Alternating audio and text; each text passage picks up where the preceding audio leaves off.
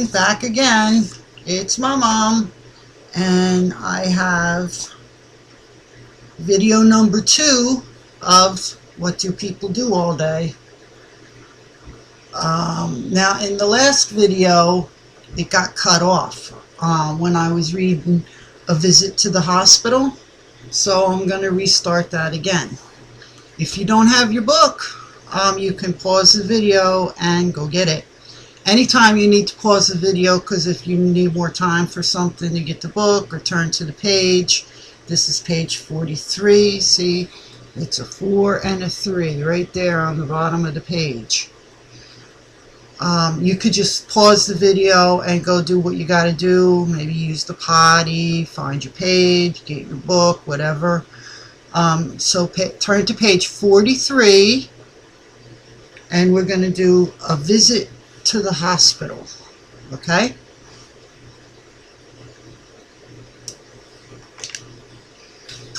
Mommy took Abby to visit Dr. Lyon.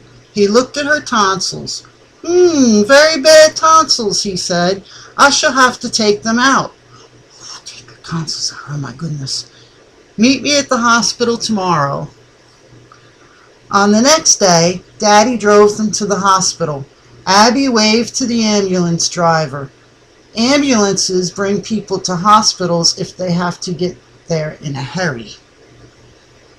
Nurse Nellie was waiting for Abby. Mommy had to go home, but she promised to bring Abby a present after the doctor had taken her tonsils out. Tonsils are in your throat right here. It makes your throat hurt.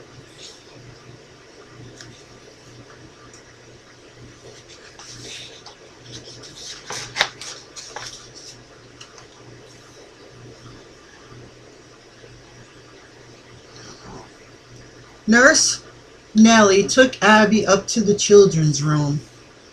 Roger Dog was in bed next to hers. His tonsils were already out. He was eating a big dish of ice cream. Ooh, lucky him. Nurse Nellie put Abby on the bed. She pulled a curtain around them. No one could see what was going on. Why, she was helping Abby put on a nightgown. Dr. Lyon peeked into the room. He told Nurse Nellie he was going to put on his operating clothes. He told Nurse Nellie to bring Abby to the operating room. Ooh, scary operating room. Off to the operating room they went. Dr. Lyon was waiting there. Everyone but the patient wears a face mask. See the face mask on her right there? So that germs won't spread. Put the face mask on, and then when you breathe, you don't spread your germs to everyone. Dr. Lyon told Abby that she was going to go to sleep. He said she would stay asleep until her tonsils were out. Dr. Dog put a mask over her nose and mouth. She breathed in and out. In an instant, she was asleep. When she woke up, she found herself back in the bed next to Rogers. Her tonsils were all gone. Her throat was sore, but it felt better after she had some ice cream. I love ice cream, don't you? Ooh-wee! Abby saw her mommy arriving in the ambulance. Abby thought her mother must be in a hurry to see her, because ambulances take you to the hospital in a hurry.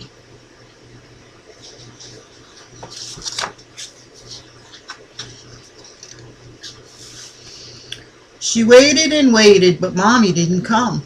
Oh no, where's Mommy at? At last Dr. Lyon came. Your mother has brought you a present, he said. He took Abby for a ride in a wheelchair.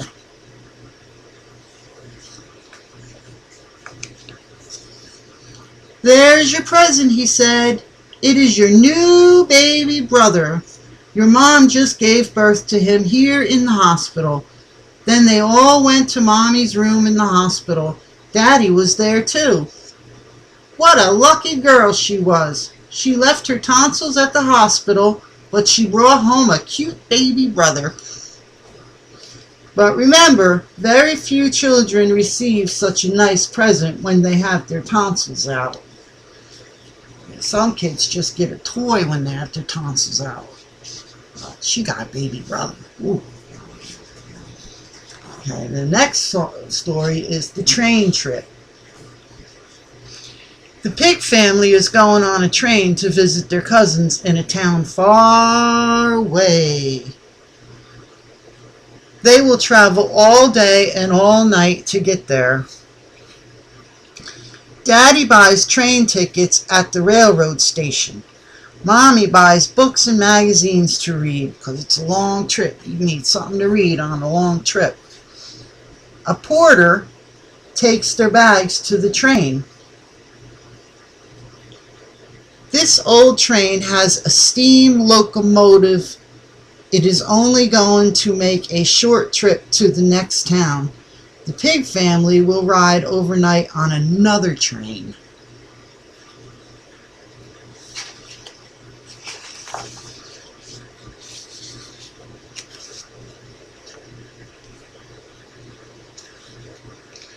Their train has a sleeping car with separate rooms for each family. These rooms are called compartments. At night, the seats will make into beds. Look, there's Huckle's family. Where's Huckle's family? They're somewhere on the train. Food and water are brought to the kitchen in the dining car. The cook will cook their meals. The waiter will serve them. All aboard! It is time to leave. The train rolls out of the station. The signal light tells the engineer that there is a clear track ahead. He doesn't want to bump into another train. The engineer drives the train. He's the driver. Mail bags and heavy baggage are put on the train. Some of it will be delivered to stations along the way. The locomotive needs fuel oil to make its motors go. The motors turn the wheels so that the train can roll along the railroad track. The switchman can switch the train from one track to another. If he makes a mistake, the train won't go to the right place.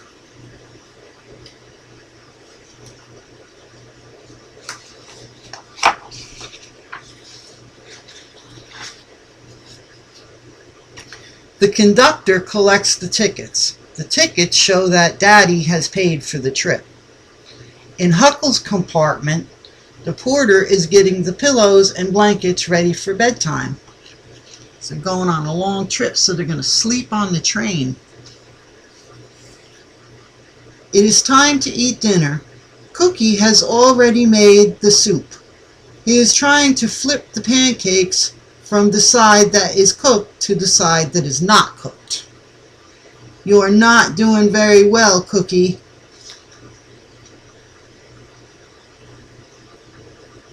Oh yeah, look, because the pancakes are flying out of the train. Oh my goodness. The mailman delivers a bag of mail to the railroad station of a town that they are passing through.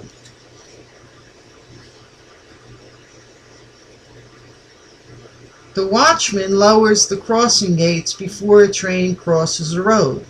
He doesn't want any cars to bump into the train. But Wild Bill Hiccup just has to bump into something. I guess Wild Bill Hiccup just likes to bump into stuff. That's not very good. Train flying around up there. Huh.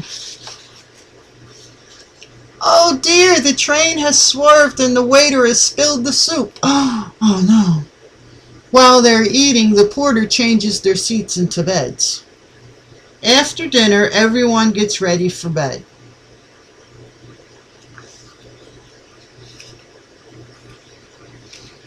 Clickety-clack, clickety-clack, the train speeds on through the night.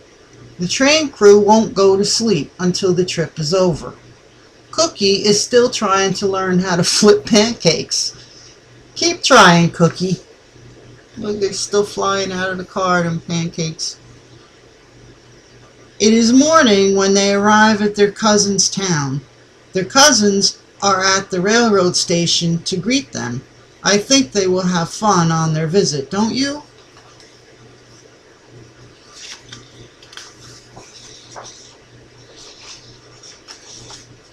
The story of seeds and how they grow. Oh, this is going to be interesting.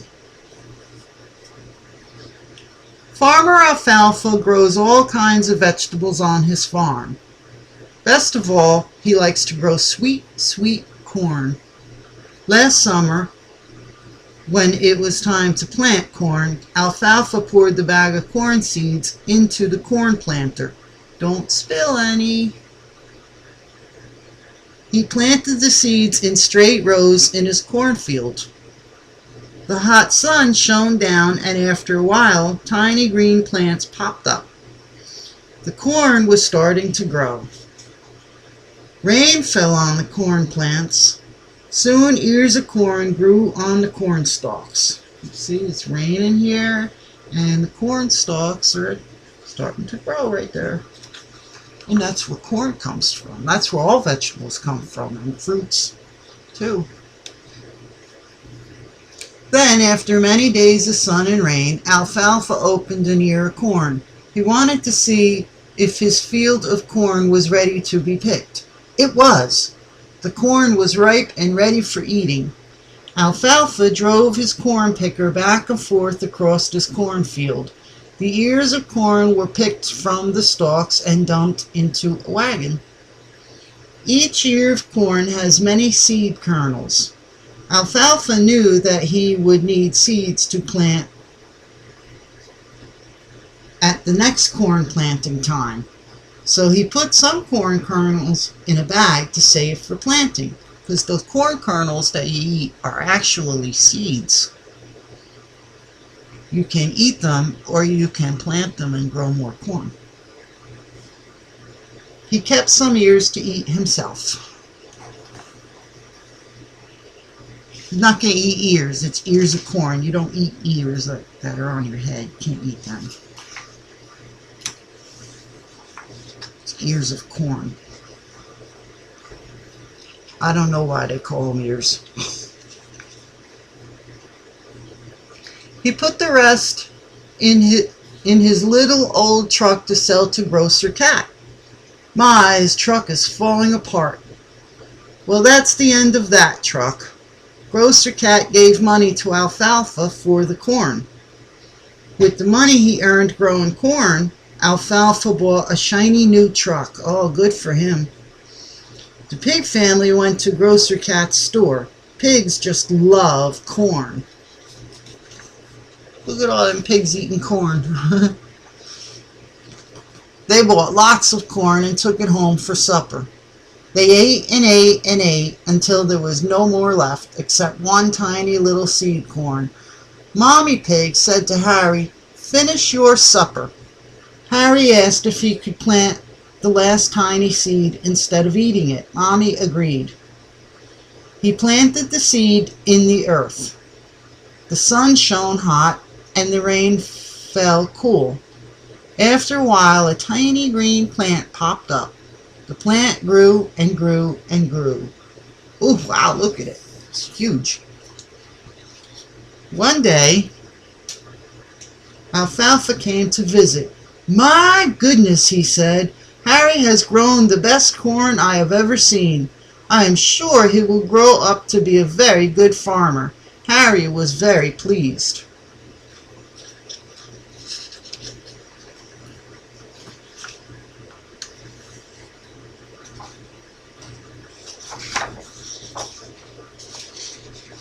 The airplane ride. Huckle was going to fly on an airplane with his mommy and daddy. They were going to visit Grandma. Oh, gonna visit Grandma. They took a bus to the airport. Daddy bought tickets from the ticket seller.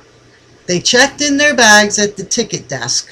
The bags were sent to the cargo hold of the airplane. The ground crew was busy getting the airplane ready to fly. The family went up to the observation deck to watch them.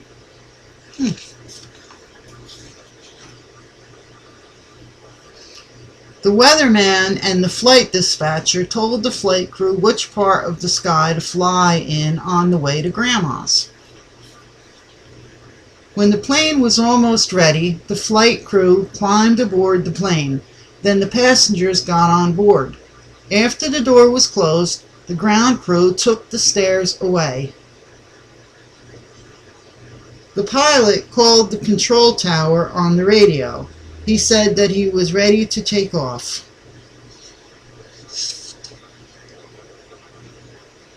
Where's the stairs?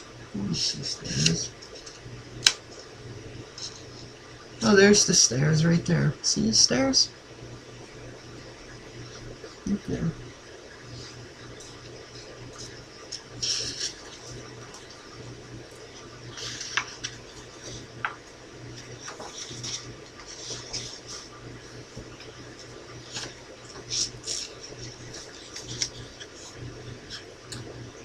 At big airports, airplanes are landing on and taking off from the same runway all the time. They have to take turns. Do you take turns when you do stuff? It's good to take turns. Then everybody gets a chance. The man on the control tower said the runway was clear.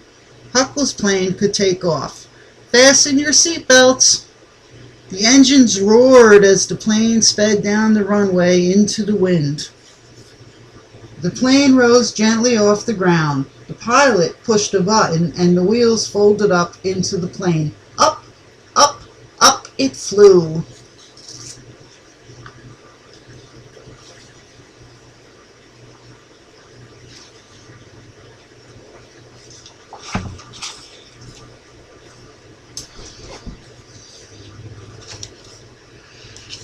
The pilot used radar to find where the best flying weather was. Huckle's plane flew high above the clouds.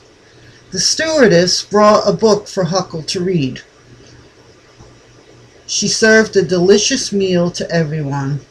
Huckle was curious to see what was in the cockpit. "Stop! You're not supposed to go in there." Too late, the pilot had started to land. Everyone was too busy to take Huckle back to his seat. The pilot talked on the radio to the control tower. He was told that the runway was clear for landing. Now, because the planes have to take turns, so they have to tell him on the radio when he can land the plane. The pilot slowed down the plane. He circled around and around, lower and lower. Brrr, thunk. The pilot lowered the landing wheels into place. "Hang on tight, Huckle. You don't have a seatbelt on. Now let's come in for a perfect landing." Why, there's Grandma. She could see Huckle in the pilot's cockpit. You're not supposed to be in there.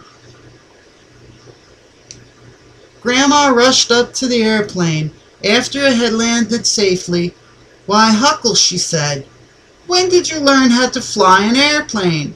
Will you teach me how?" "Maybe someday he will." Maybe Huckle's going to grow up to be an airplane pilot. Wood and how we use it. Did you ever wonder where wood comes from? You got wooden tables and wooden chairs, and the house is made of wood. The walls are wood. The frame is wood. Remember in the other story, they had the frame of the house, and that was wood. Do you ever wonder where all that wood comes from? We couldn't live without trees. We get wood from trees. We use wood in many ways. Let's see how we get our wood. The lumberjack cuts down the tree. The branches are cut off the tree trunk. The tree trunk is sewed into logs. The logs are put in a river to float downstream. The forest ranger watches out for fires. A forest fire could burn down a whole forest. Then we wouldn't have the wood. Some trees are left standing. Seeds from those trees will fall to the ground. New trees will grow in place of the old ones that have been cut down. The foresters also scatter seeds from helicopters. See the helicopter dropping seeds right there? Loggers ride the logs down the river. They try to keep the logs from getting jammed. Oh dear, the logs are jammed. Unscramble that log jam, loggers. See the jammed up logs? Gotta make them float straight.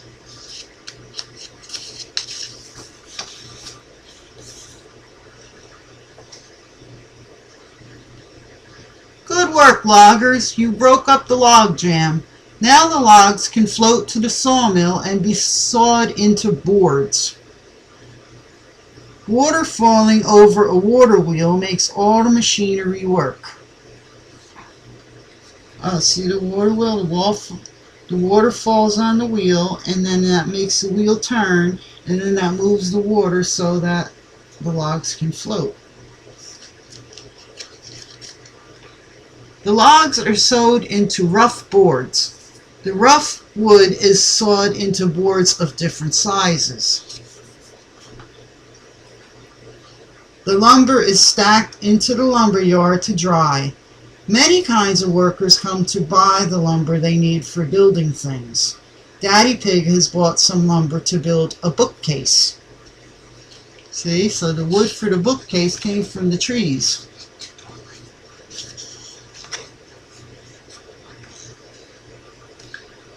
The paper makers use scraps of wood to make paper.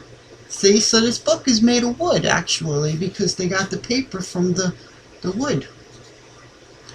Some paper is used to make bags and boxes. Some is for making books. The paper used in this book was taken to the printing shop where books are made. The printer puts the words and pictures on the pages. The boat builder uses curved pieces of wood to make boats. The furniture maker makes beds and chests and chairs. Carpenters have a custom of nailing a tree branch to the roof of a new house. Some trees give us fruit.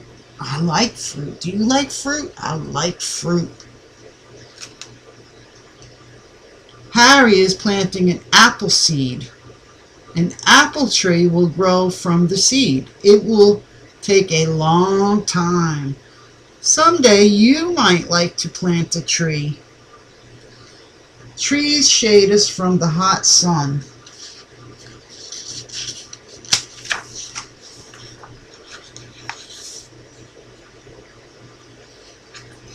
Digging coal to make electricity work for us. Electricity. The TV runs on electricity. The computer that I'm using to make this video runs on electricity. Everything, almost everything runs on electricity. We need electricity. We have to have it.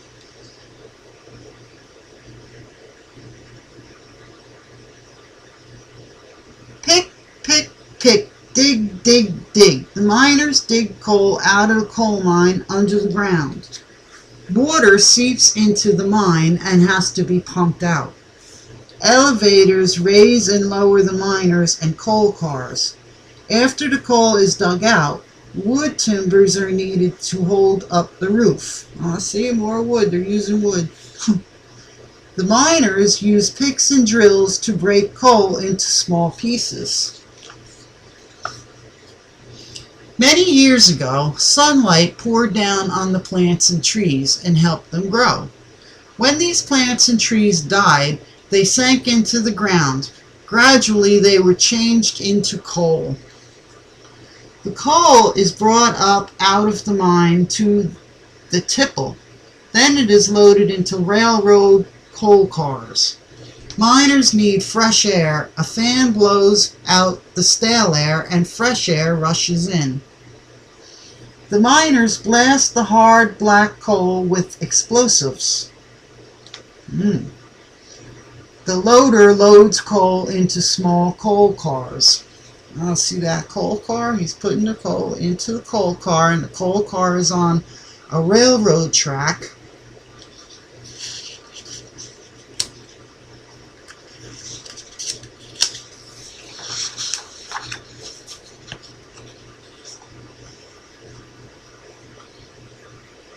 By burning coal, we were able to make electricity work for us. The electricity lights our homes. That is why we call coal buried sunlight. There is electricity in everything, but it is not useful to us until it is moving. Coal helps to make electricity move. A train brings the coal to the electric power plant. The coal is burned into the boiler to heat water. The heat turns the water into steam. The boiler works like a tea kettle. The steam forces the turbine to turn, just as the wind moves the windmill. This turbine turns the electricity generator. That forces the electricity to move. This moving electricity is called an electric current. The electric current travels through wires into our homes. Electricity is used in many ways, but the most important use of all is to give us light. So you plug the lamp in and into the electrical outlet, and then we can use electricity to give us light.